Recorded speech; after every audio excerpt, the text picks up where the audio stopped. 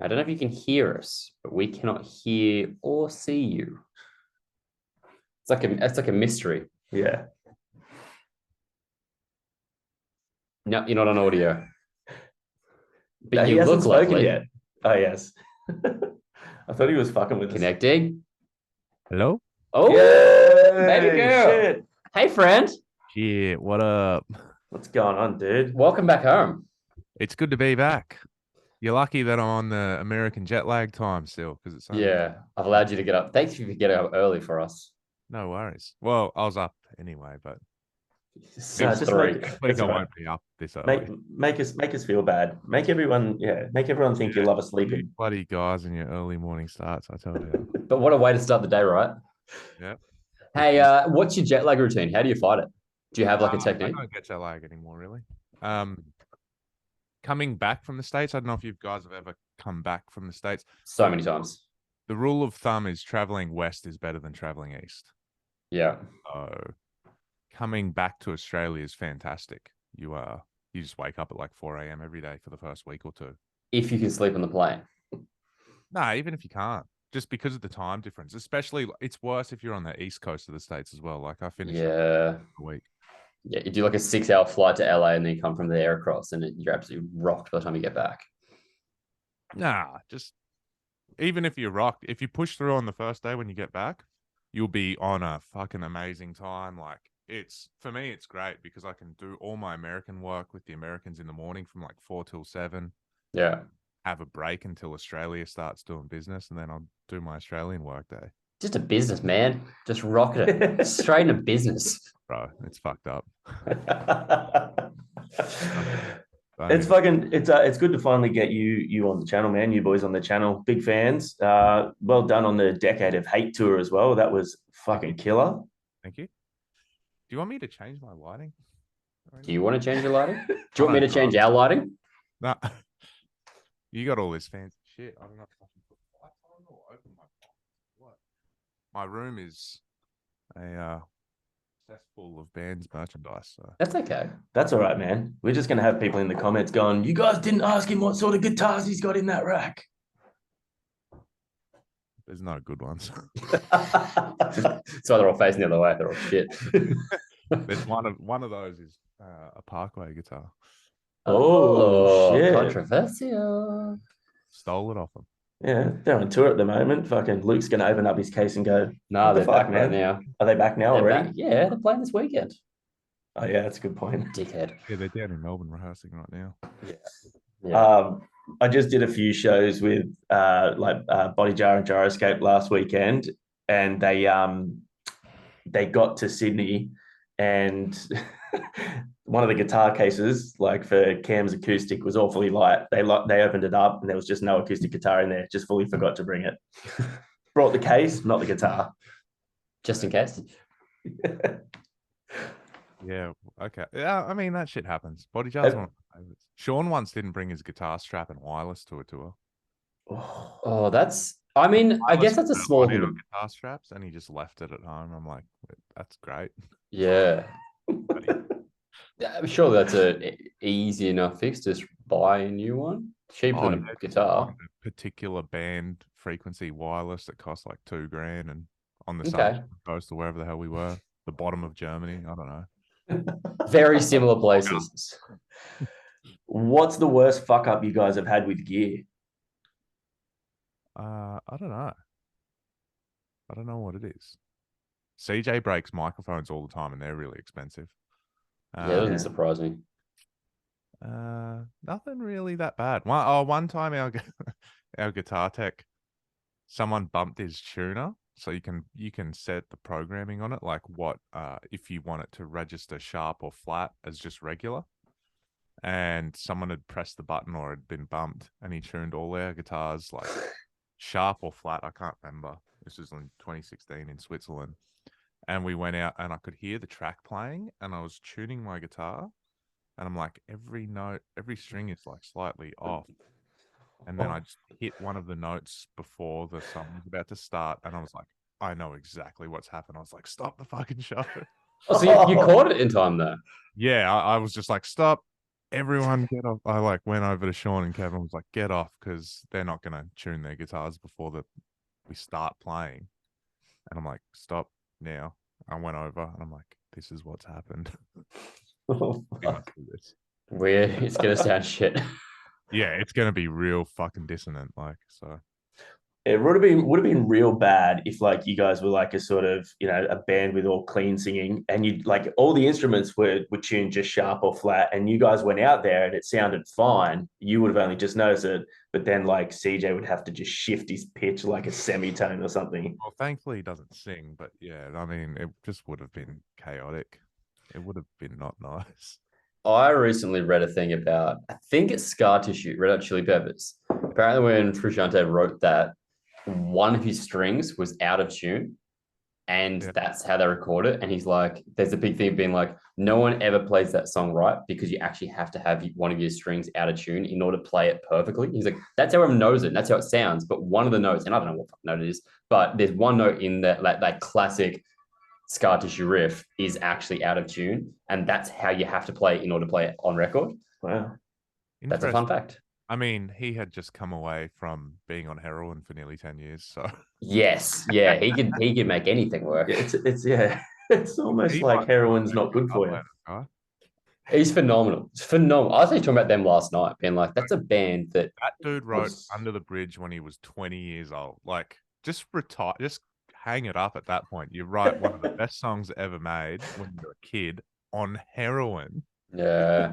You have no business being that good. I didn't even play guitar until I was about 20. So it's like really infuriating to me, you know? Yeah, dude, rock and roll is like the fucking worst for anti-drug campaigns, hey? Because literally all the greatest songs of all time have come from junkies. Also, they're like, don't do drugs, you die. And then Keith Richards is like, I beg to differ. Yeah. Keith and Ozzy are flying the flag for surviving for a long time on drugs. Oh, dude. If Thy Art makes it another 20 years, CJ can add his name to that kind of ring of dudes. Just releases his own Nikki Sixx, the CJ diaries. Yeah, I don't know. I'll probably have to write it for him. You've forgotten how to write by that stuff. You write his lyrics for him? Huh? You write his lyrics for him? Yeah. Always have. Always will. Fuck yeah. Hey, so we've got a purpose. We've got you on because we want to talk about the Unified tour that's just been announced. Doing it regional, baby. Yep. That's exciting. You guys are only doing one of the shows, though. Yeah, I don't know. What's that about? You don't want to give more people the love? I don't. It's not up to me. It's up to them. Yeah, okay. They're like, a little Marshy goes a long way. We'll leave it there. Yeah, no. When does this come out? This week? Now it's already been announced, the tour. No, I mean this. The chat. I don't know when you want it to come out. Well, I don't know. We're gonna do like some regional dates. Thy Art will on top of this festival. So maybe this one is just the only one that lined up with us. Okay. We'll hold off posting this until you announce, if you like. Oh no, I don't care. We're gonna announce it on next week sometime. You heard it here first, people. It's exclusive. We're live streaming as we speak. Yeah, we're going everywhere, you know. We're not really going everywhere. We're just doing like 16 or 17 shows. 16, I reckon. That's still a lot of shows. Yeah. It's over about 6 or 7 weeks. Cool. How do you find that now? Like the long touring schedules? Oh, these ones are easy. The Australian ones where we do like the weekenders are pretty nice because everyone goes home like Sunday and then they just fly back out to wherever we play a show starting on the Thursday and they just do Thursday, Friday, Saturday. It's like just going away for the weekend with the boys every week. That's kind of fun. Yeah, you just have so much crew to catch up with as well at all those weekenders. Yeah, it's pretty nice. I mean, generally for me, I might be away a little bit more than the rest of them because I might just kind of coast around, hang out with some being a businessman. Drive the van. Nah, business. Drive the van to like wherever the next one is. You know, get around and do stuff. But they're pretty chill. The reason why it's over such a long time period, and much to the dismay of our booking agent, I was like, we have to have a break in this middle bit because there's 2 other tours that I'm doing at the same time. So I want to for them. That'll get announced in about 48 hours. So should be also Aussies don't like going to midweek shows either. No, I do. you do. I do. I love a Wednesday show. But you don't drink. See, that's the thing. I Most don't Aussies drink. are pissheads. What about And a we Tuesday show? Oh, don't get crazy. Yeah, I love a midweek show. Also because you know what it is? It's me being an old fuck. They're always the curfews earlier. So generally they're like they have to be done by 10:30. Yeah. That's dreamy. Because we're in the Central Coast. So like a Newcastle or Sydney show, it's minimum an hour to get home from those. Yeah. I don't like last night. I went to my camp last night. I got home at like 12:30, quarter to 1. That's too late. That is very late. My Like, camp would have been epic it though. was fucking sick, dude. They played like World Open, right? so what? Did Jimmy Eat World Open? Yeah, also so good. And they played a just like consistent back-to-back set, like minimal talking because Jim Atkins has the personality of a paper towel on stage. He seems lovely, but just like the most harmless dude in the world. this guy wrote some of the most heartfelt emo bangers. That's what we said. So I went with one of my mates, and he was just like, We'll just get you the Jimmy Eat World interview, and I'll make sure that he knows that you called him a paper bag. I didn't say paper bag. I said paper towel because he's harmless. He's just a sweetheart. He's just like, we're so happy to be here. I'm so overwhelmed with emotion and look after each other. Okay, here's another song. And that's like his one thing he said for the entire set. They just continue to play back to back bangers. It was a great set. Maybe more people would like my bands if I stopped talking so much. They just like you in general more if you shut the fuck up. Yeah. CJ has this fantasy that he's like the Jim Jeffries of death metal now. Similar look. Watch Jim Jeffries stand-ups and soccer on the bus, and he's talking more and more. It seems Gives you more time to make sure that the guitars are tuned right. he's going to leave us all behind and become a stand-up. He's a fucking character, that's for sure, man. That the Michael Jackson thing that went viral, like So the good, shirt open, yeah. dude. Funny story about that. That got more views faster than any of our music videos where we spend tens of thousands of dollars filming. And then you just got him opening his t-shirt on stage and it goes crazy. It got like 1 million views in a couple of hours. I'm like, why can't we? Oh, yeah. Yeah. You can't plan that either. If you tried to plan that to get views, it wouldn't work. No. And we're very fortunate that he creates a moment like that every year or two. So Yeah. for better or worse. How's it been? I think you guys have such a unique thing for a band with such a heavy sound. You've kind of it's an accessibly heavy sound, and you have fans that I don't think would necessarily be into deathcore, death metal, that genre. Do you think that's based on the personality and the off record side of you guys as a band? The record, I don't know. I reckon it's because we write the hits, you know. You're just so talented.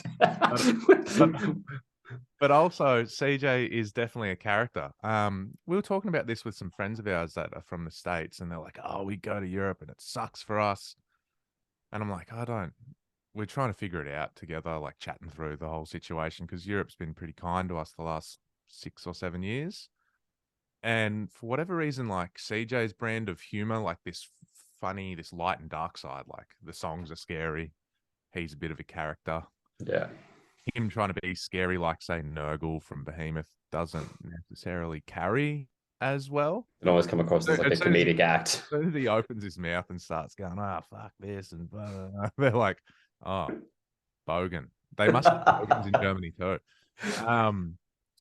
But yeah, like some of the Americans, I'm like, I don't know, maybe like your brand of humor doesn't work over there. We're trying to figure it out. But I think we've been blessed that we have a pretty good live show. I like to think CJ's entertaining as hell. He's real good live, and he's real. You fun. guys do have a great live show. Don't just put it on him. You guys as a band are very entertaining to watch. Yeah, it's mostly the drummer and CJ, and the rest of us so modest get drunk and try and figure it out.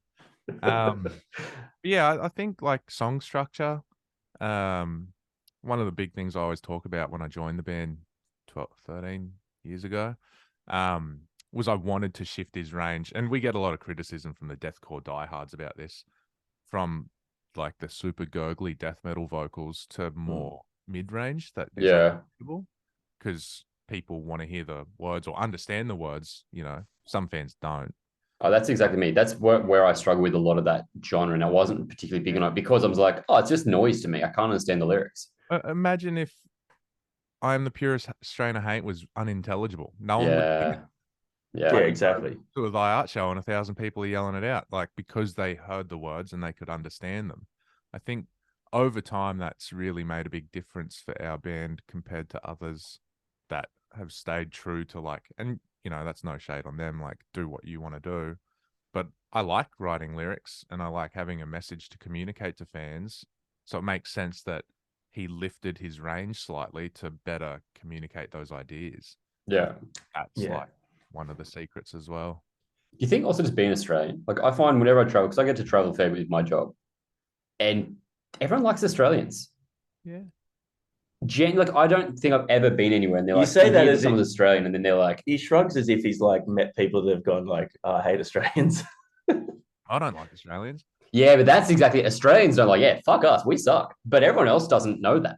Everyone else is kind of like, oh, you guys are so laid back and fun. Yeah. Yeah, they like the accent, you know. It's gotten me out of a few speeding fines in the States. Just Same. turning it up like, oh, g'day, mate. Yeah, sorry, no, we're from Australia. We don't know. Oh, Struth, what happened? Just drop a crikey on them. Miles and the kilometers. Do you know what kilometers are, officer? Crikey, was I speeding? Yeah. Nah, so I don't know. Maybe that's a little bit to play into it.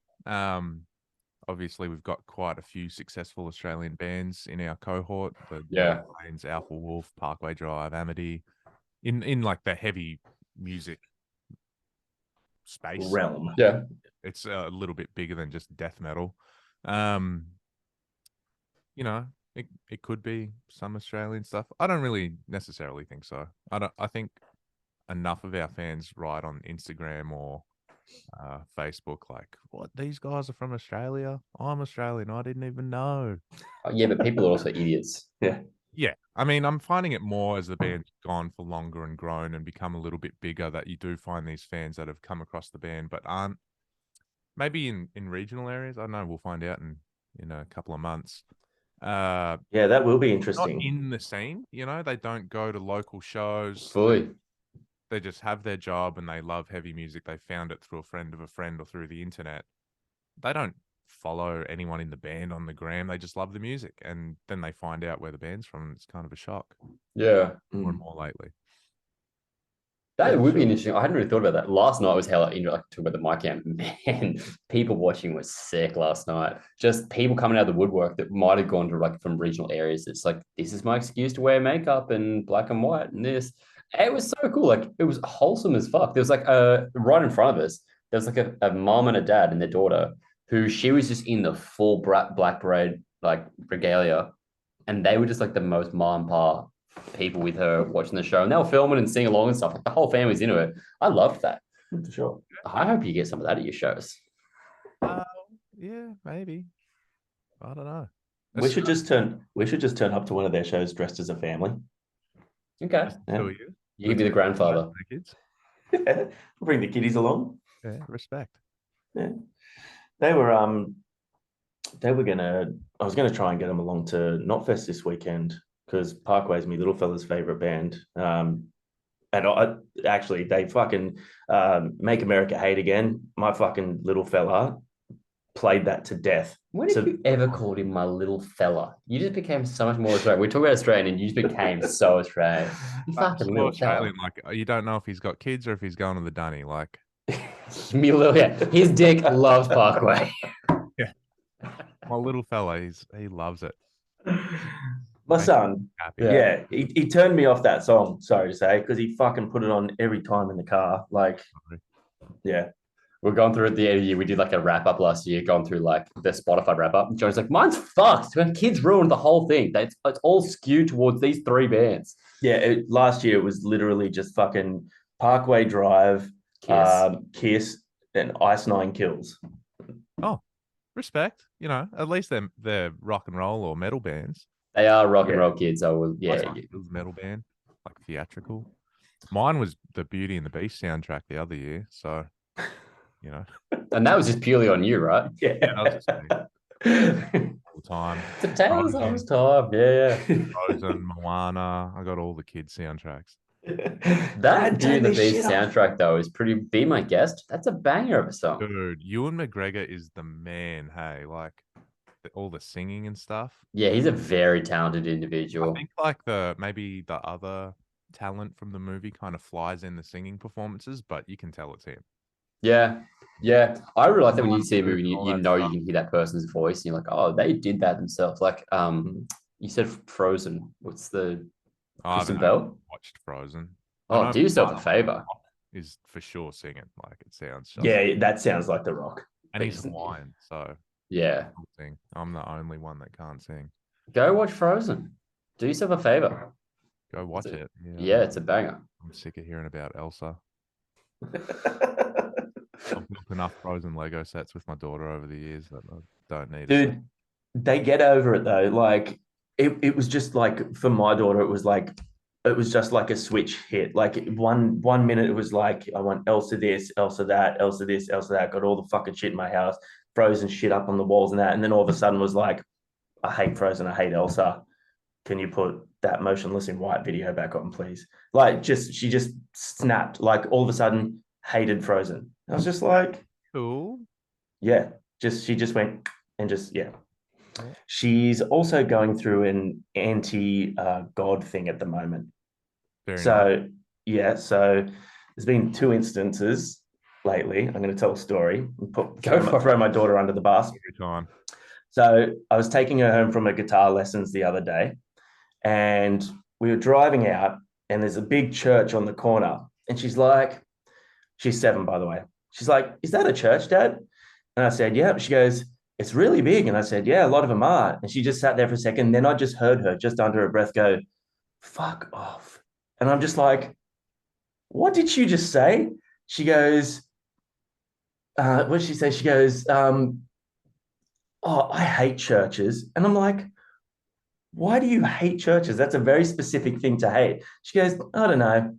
And then she said something about God, like something derogatory about God that I can't remember and shouldn't repeat anyway. But I was talking to her mum yesterday, and she's like, oh yeah, like Alaska was asking me if I believed in God.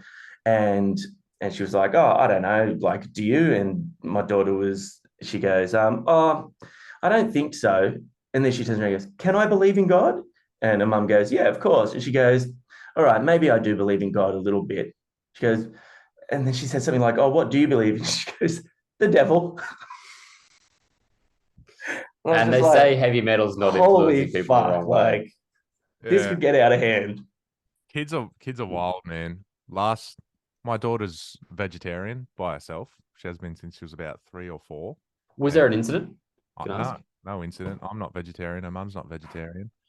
And Okay. last year has been loving dinosaurs. I'm sure like your kid has. And she goes, what happened to all the dinosaurs, Daddy? And I go, they think what happened was a big meteor. You know what a meteor? And she's like a comet. I'm like, yeah, a comet. Yeah, exactly. Came and hit the Earth. And she's like, why didn't they run away? I'm like, I'm sure they did, but it made a black cloud over the atmosphere and killed everything for millions of years, and they couldn't escape it. She goes, everyone died? I go, yep. And she goes, did they die really quick? I go, I'm pretty sure they died really quick. And she goes, it should happen again. And I was like, oh, you are my kid for sure. Vegetarian, but also terrifying. I don't know. She already has it in her mind that there's so much pain and suffering in the world. She's like, just end it all. Total nihilist. Goodness. How old? She would have been 5 and a bit at that time. Okay. That's terrifying. Yeah, man. The future's looking dark. She's already figured it out. Took me 5 years to figure it out. Well, yeah, I mean, she's smarter than you. That's a good thing, right? Yeah. Child genius, this one.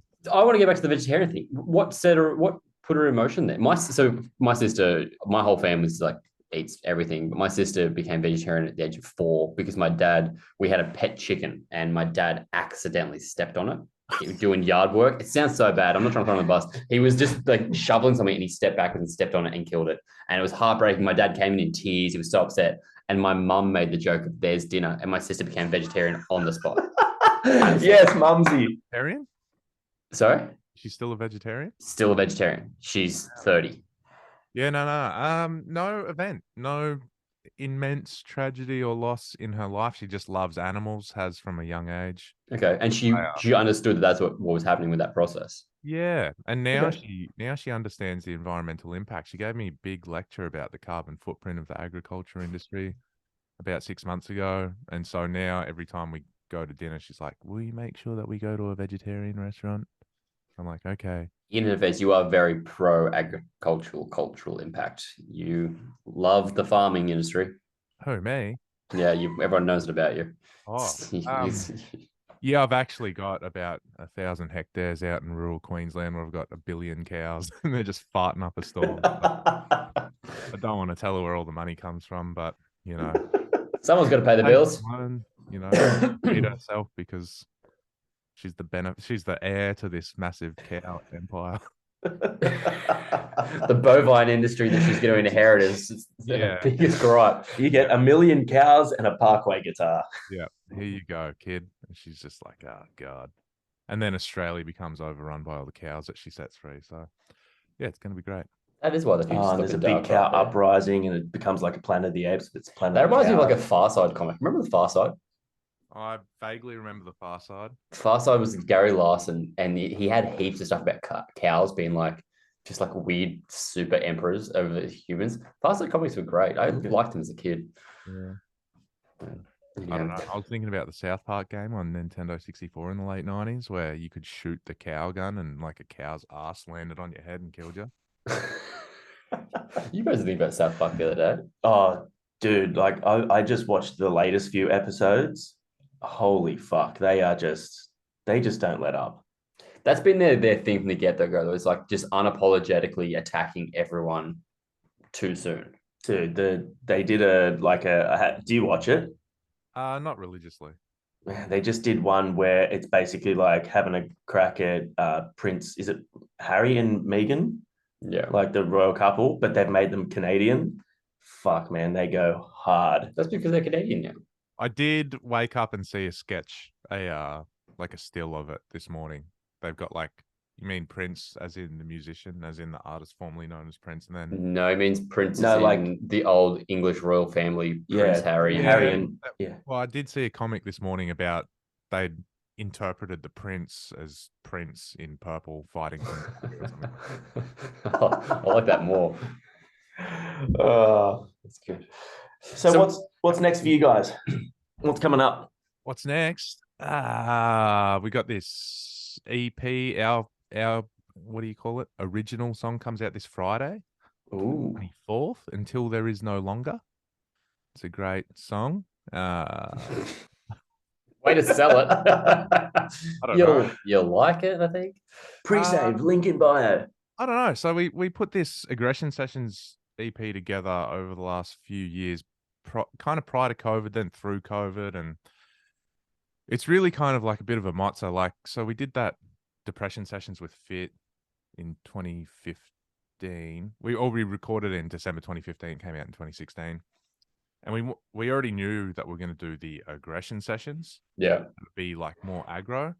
So we recorded Killing Season and Fit recorded Fear Tomorrow in 2019. And we're going to do it. And then like COVID happened. So Fit put out their single and then we put out our single and they were meant to be on the Aggression Session. So then we had to make other songs to replace those songs that we'd used up.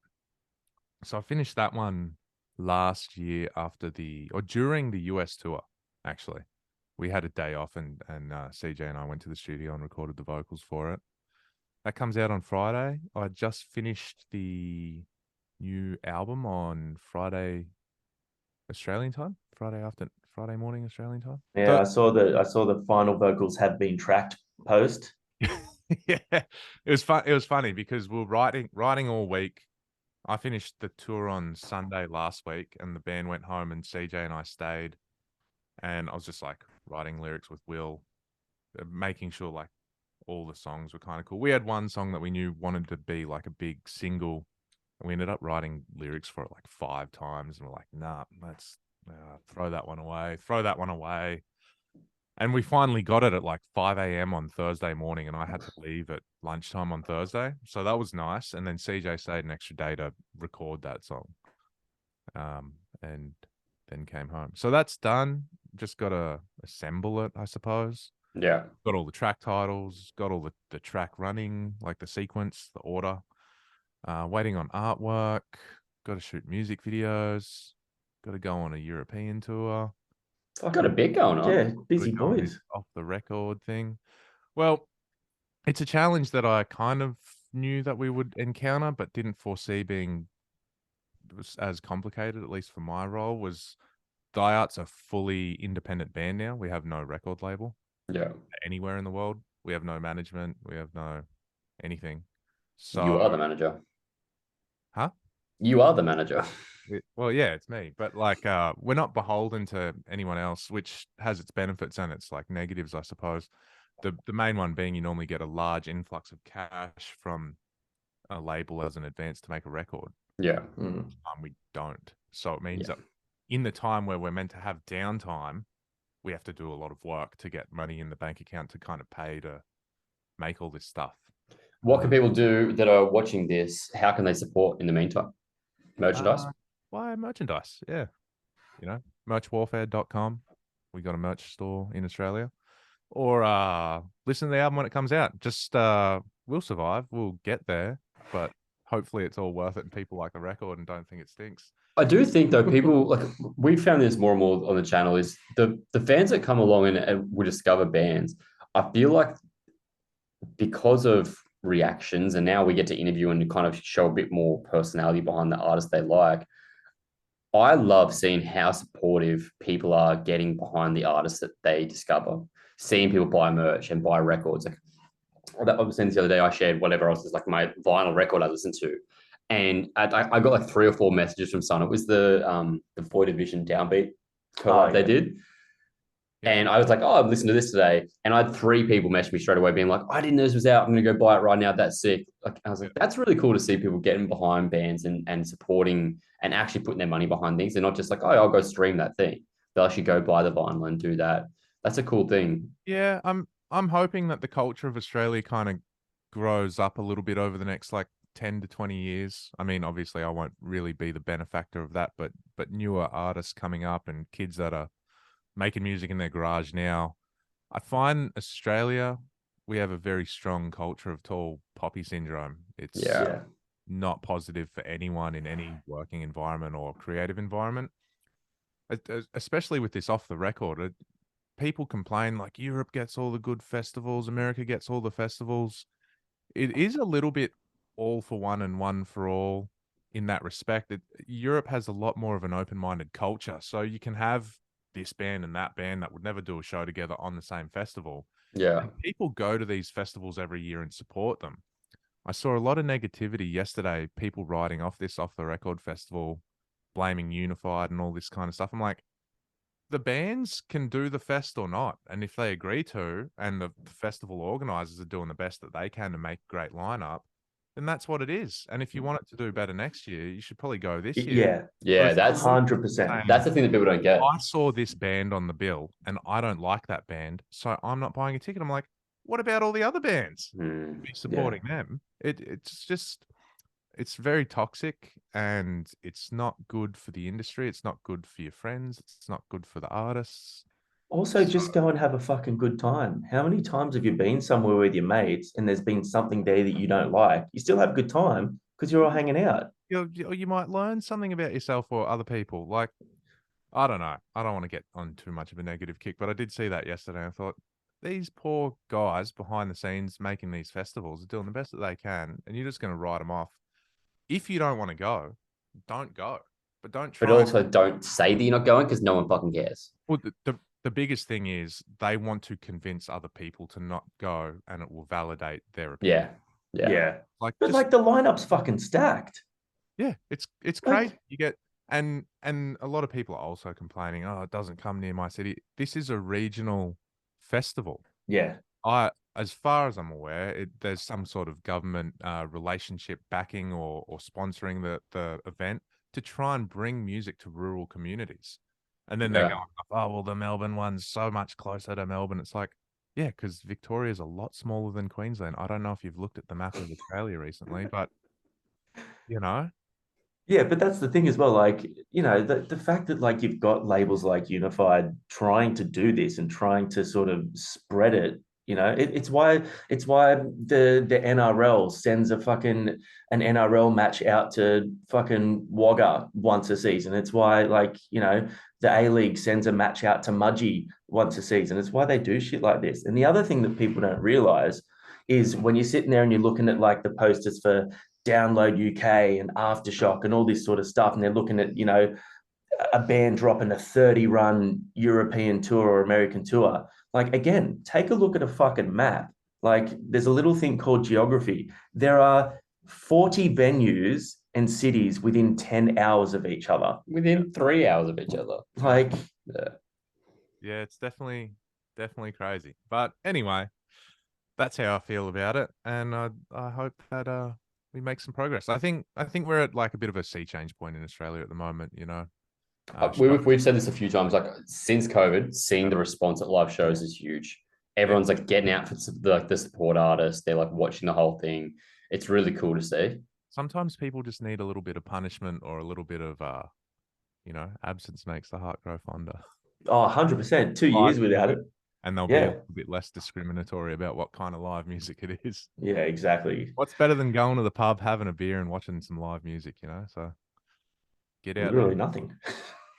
I don't want the beer. Can I have a Coke? You can have a ginger beer. Oh, okay. I'll take that. I like a Bundaberg. Alcoholic beverage. I have a water. You know, water's boring as fuck. I don't want to have a water. There's nothing exciting about that. You don't piss. You're gonna die. Like, I drink water in general, but I'm not going to a show to stay hydrated. I'm going to a show to have that rock and roll with my ginger beer. All right. I'm pretty tough. Hope a hero we all need. Change the world one show at a time, my friend. Well, dude, we're so excited to have you back. After a show, he goes, "You drink that water on stage?" We've got a TM and a bunch of our crew's been with us for over 10 years. He goes, "You drink that water on stage?" I go, "Yeah, it was fucking hot tonight. Like I just drink my beer and have a sip of water, but I'm like, I smashed like 2 bottles of water." And I go, "What about you?" And he goes, "Nah." He goes, "I don't know why they keep bringing me water." He goes, "In 10 years, I've never had a sip of water on stage." Just keep bringing it out. Really? He goes, "I don't have the heart to tell them to stop bringing waters out for me." Oh, that's kind of cute. Okay, deathcore guys, just big sweethearts, eh? Yeah, very thoughtful. Doesn't want to hurt anyone's feelings, but not drinking enough water. I'm not a hydrated person at the best of times, though. I've never been a big drinker of liquids. Like I think because I've never drank, I don't have the social thing of holding a beer. Like I feel uncomfortable holding a drink because I'm just not used to doing that with my arms. But I've never been a big drinker of like liquids in general. Did your dad step on a beer can when you were 4 years old? Oh yeah, I'm averse to beer because of that. Yeah. Fucking hell. I can't. Never. Oh, poor dad. That's one of the best quotes I've ever heard on this channel, I reckon. That's great throwback. Well done. Well done. CJ better watch his fucking comedy throne, I reckon. Yeah, where do you think he's getting it from? He's writing all his banter on stage too. I'd say we're about a year or two away from a teleprompter at this point. I'm not sure if you've seen the photos that CJ has his mic stands now, which are just a cover for the fact that he's got the lyrics on paper behind them. I don't know if you know that. That's a true thing. He doesn't get them from me. He gets wrong lyrics printed off the internet. Good. So Wikipedia. Like it's a cute, like, this is something that my father-in-law would do. Like they're in little plastic sleeves in a little binder, and he flicks through them like in the show. He's like, they're licking the fingers to go through the pages. TV like that will bring the lyrics like karaoke. And that's a thing. They call them a confidence monitor because it looks like a monitor speaker, you know, that down the front, yeah. But it's not. It looks like it, but it just has the lyrics. And I haven't told him that exists yet because I don't want to have to carry that around everywhere. But also, it might make the shows a bit more coherent. Maybe. I don't know. Yeah, write the jokes in there, or is it Anchorman where they start just I'm Ron Burgundy. Oh yeah. Go fuck yourself, San Diego. Yeah, we'll See how we go in the next 2 years. How senile he becomes. Yeah, very good. Something to look forward to. Yeah. Well, dude, thanks for coming to hang out. We're very excited to be able to come see you, seeing as you're playing the one that's closest to us. So that works out really well for us. Oh, terrific. So On the 27th of May. Yeah, that's the Wollongong one. Unibar. The gong. Look at you knowing your dates. Fuck You yeah. should do this for a job. He's got his manager pants on. Yeah. They're Hey, on. speaking. He's not even wearing pants. Speaking of pants, we got to ask him. We got to ask him the question we ask everyone. Off you go. All right. So, Take your pants off. Am I wearing pants? yeah. So, would you rather question? You're going to go on stage, right? Playing your biggest set ever, full headline set. Comfortable, you're dry, you're ready to go. CJ's got his little confidence monitor. All right, he's not going to fuck the lyrics up. The guitars are in tune, which is really good.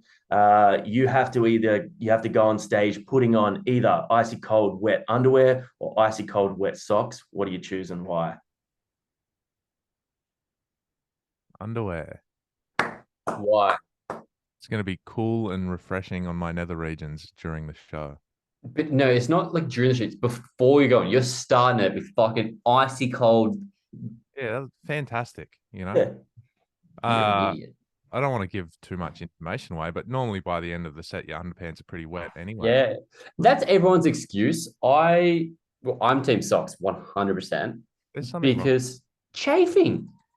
I don't like chafing around my nether regions. Yeah, just trim it up. You know, do some Also, landscaping down there. That's not the problem. This is the problem that I've just realized, because I was going to say, have you ever seen these guys on stage? But this is the problem, because we talk to bands. The chafing isn't an issue because for 90% of the set, you're doing a power stance. Power stance, you know. Yeah. Spinning in a circle, walking in a circle. I don't know. Yeah, all that spinning and walking. Yeah, nah, look, I don't know. I don't want to be squelching around in wet socks like an absolute lunatic. Your underwear is going to be squelching. You guys are absolute savages. I reckon, you know what? We didn't used to say ice cold. It used to just be wet. I reckon the ice cold is making people choose underwear more often. Because, like you said, you're like, it's refreshing. I'll be so cool. Even if they're not icy cold, I'm still picking the underpants. Socks, no one. Oh, one of my biggest hates is when you walk in your thongs on wet grass. I don't wear thongs. Oh, well, if you did, that's another tick against you. That's okay. We're not here to make friends. See you down at Wollongong, mate. Nah. Don't let him in. He's not wearing thongs. It's like the opposite dress code. Are you sure that you're Australian? I'm a man of the world. No beer, no thongs. No beer, no thongs. Nah, wet feet, gross. Nah.